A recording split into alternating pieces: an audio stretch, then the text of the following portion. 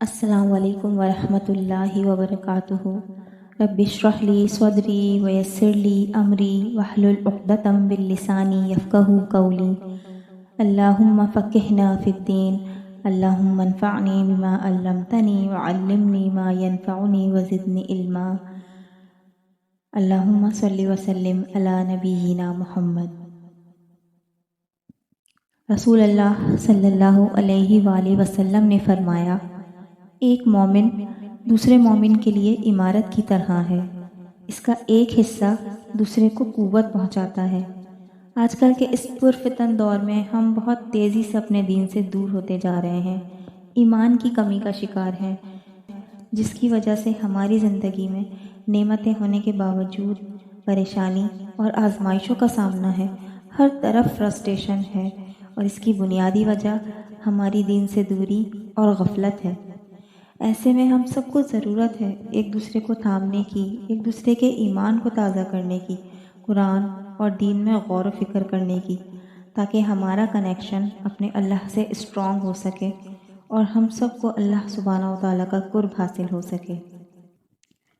امام ابن تیمیہ رحمہ اللہ لکھتے ہیں، علم سے وابستہ رہو کہ اس کی تعلیم نیکی ہے، اس کی طلب و جستجو عبادت ہے، اس کا مذاکرہ تسبیح اور اس کی تحقیق جہاد ہے۔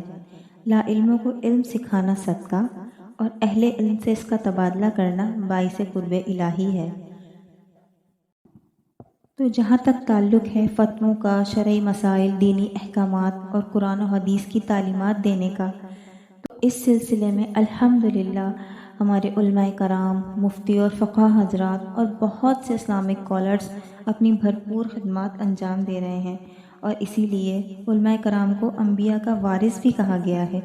لیکن علم دین کا حصول اور دعوت اللہ وہ فریضہ ہے کہ جس کی ذمہ داری بحیثیت امت محمدیہ ہم پر بھی عائد ہوتی ہے۔ اللہ سبحانہ و تعالیٰ قرآن کریم میں فرماتے ہیں، کنتم خیر امت اخرجت للناس تأمرون بالمعروف وتنہون عن المنکر۔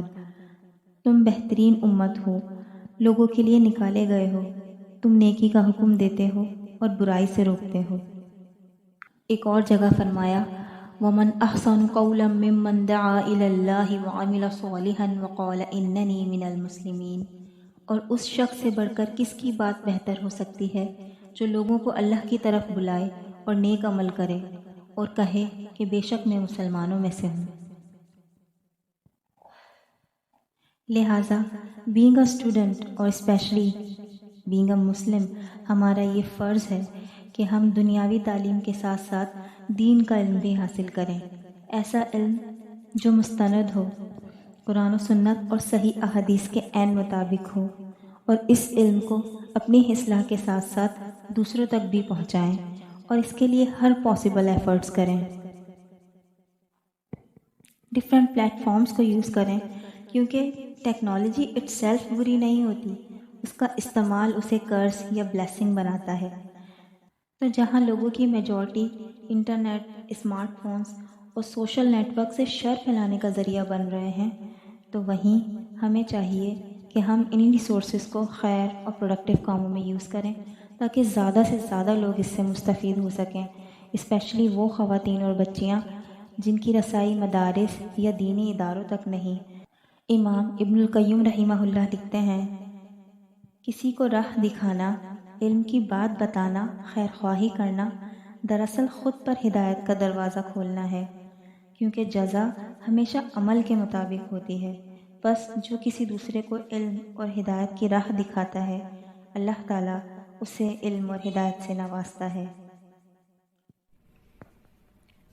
تو اگر ہمارے ذریعے سے پہنچی کسی ایک آیت، کسی ایک حدیث، کسی ایک لیکچر یا کال سے کسی کا عمل بدل جائے، تو یہ ہمارے لیے آن گوئنگ چیریٹی کا ذریعہ ہوگا۔